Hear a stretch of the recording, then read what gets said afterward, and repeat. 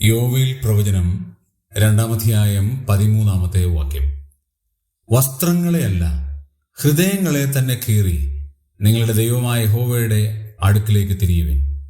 അവൻ കൃപയും കരുണയും ദീർഘക്ഷമയും മഹാദയമുള്ളവനല്ലോ. അവൻ അനർത്ഥത്തെക്കുറിച്ച് അനുദപിക്കും.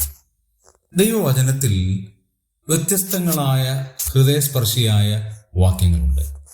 അതിൽ ഒന്നാണ് ഹൃദയങ്ങളെ തന്നെ കീറി ദൈവസന്നിധിയിലേക്ക് തിരിയണം.